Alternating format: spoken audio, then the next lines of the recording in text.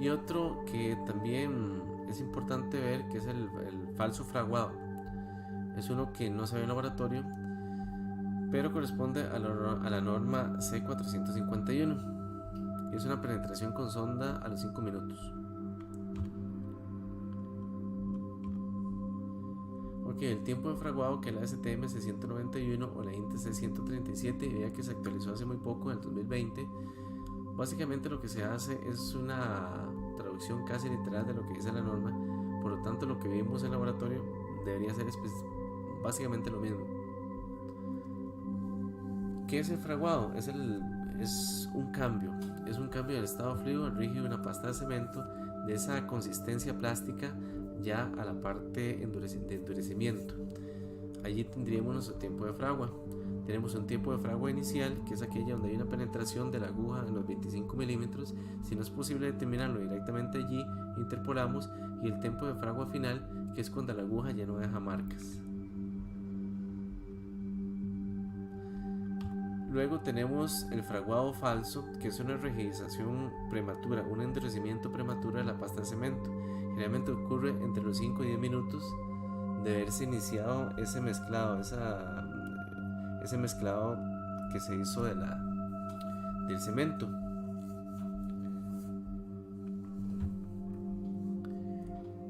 Si tenemos un problema de falso fraguado, bastaría solamente con volver a mezclar, en este caso cuando es un fraguado falso, sin adicionar agua para que recobre la plasticidad de nuevo. Y en realidad depende de la causa, que hay varias en sí, podría afectar la resistencia del concreto o no. Una de las causas podría ser que se añada yeso a un clinker que está caliente, que no se le dio el suficiente tiempo.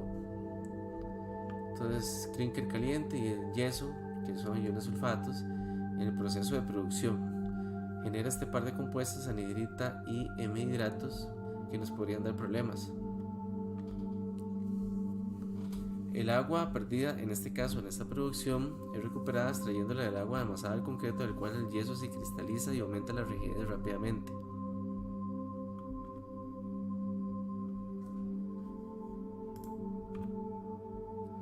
También podría ser por condiciones de almacenamiento. Si tenemos una humedad relativa que es muy alta, ¿qué es lo que hacemos? Activamos de forma prematura el C3S y por lo tanto tenemos una combinación más rápida de lo que son esos silicatos con el agua. Otra también podría ser una carbonatación del cemento. El cemento, al ir envejeciendo, se carbonata, y lo que quiere decir es que se va transformando, y se va transformando en lo que dio origen inicialmente al cemento, o parte de lo que dio origen inicialmente al cemento, que sería, reacciona con hidróxido de calcio dando lugar a CO3, que es el carbonato de calcio, o lo que conocíamos inicialmente como la caliza. También tenemos otro tipo de fraguado, ya no sería el fraguado falso, sino el fraguado relámpago. Es una rigidización inmediata al entrar en contacto del cemento con el agua. La mezcla en este caso ya no es posible recuperarla. En el primero de los casos no se libera calor, en el segundo de los casos, en este fraguado relámpago, sí se libera calor. Algunas de las causas probables: cantidad suficiente de yeso para retardar el fraguado con el C3A o el aluminato tricálcico,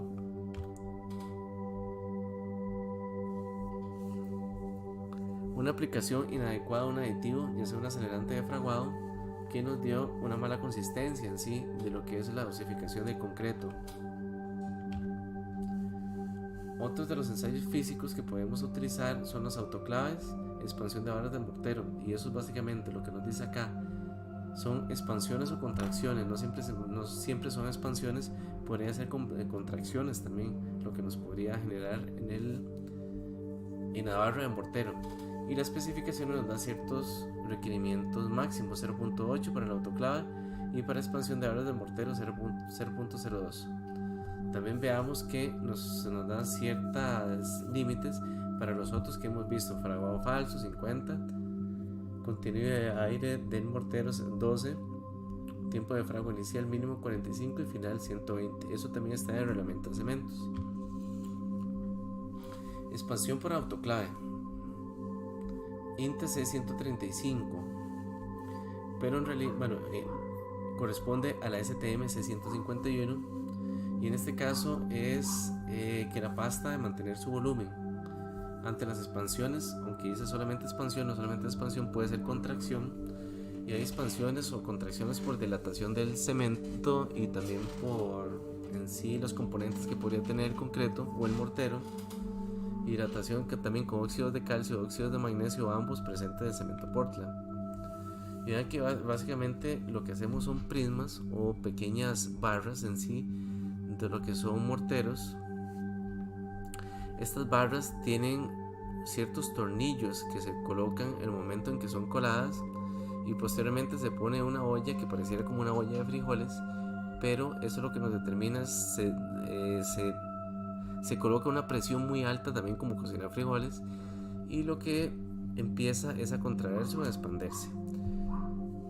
Tenemos una medida patrón, y a partir de esa medida patrón empezamos a hacer diferentes medidas para saber cuánto fue su contracción o expansión.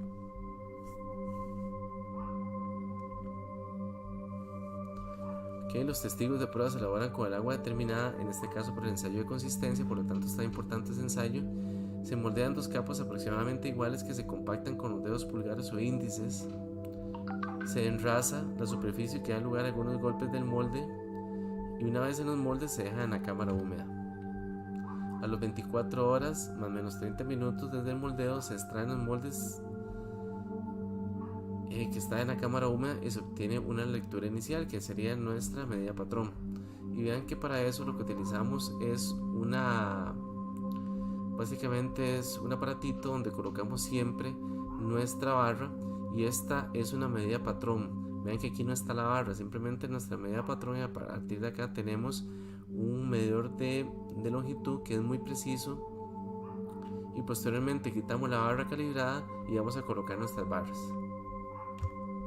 Se coloca en autoclave a temperatura ambiente de 20 a 28 grados centígrados con una cantidad de agua que por lo general oscila entre el 7 y 10% del volumen de autoclave, y se eleva la temperatura, y en la cantidad de temperatura 216 grados centígrados, y se deja básicamente por 3 horas. Este ensayo requiere también ciertas condiciones de seguridad ocupacional, por lo tanto la autoclave tiene que estar en un cuarto que es totalmente cerrado.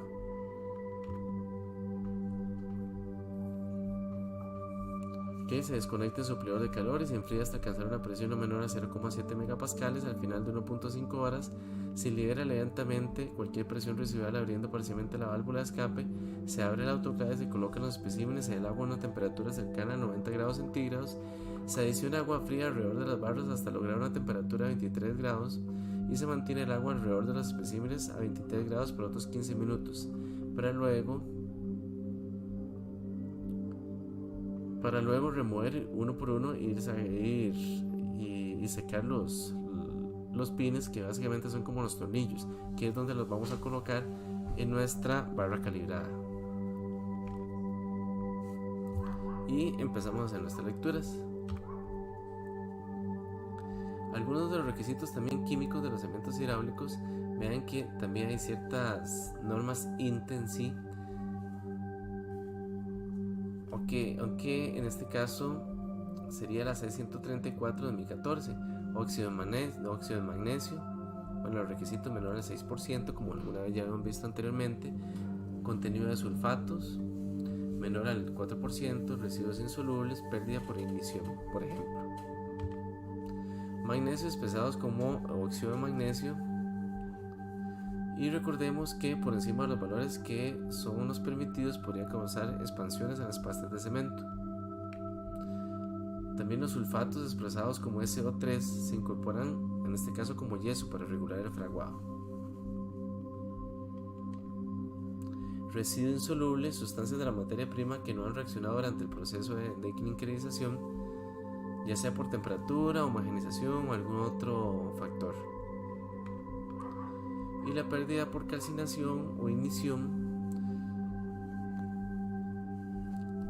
básicamente por encima de ciertos valores ya las propiedades hidráulicas se van perdiendo. a ciertas temperaturas entre 900 a 1000 grados.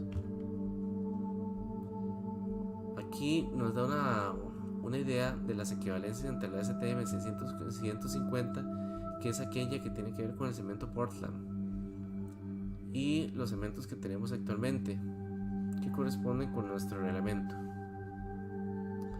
Luego tenemos la equivalencia entre la STMC 595, que son cementos blended o cementos modificados, y con respecto a nuestro reglamento de cementos.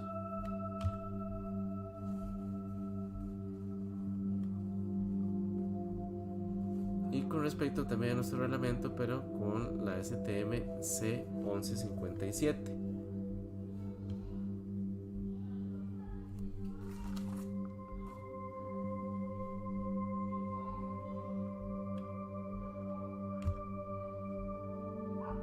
Otras equivalencias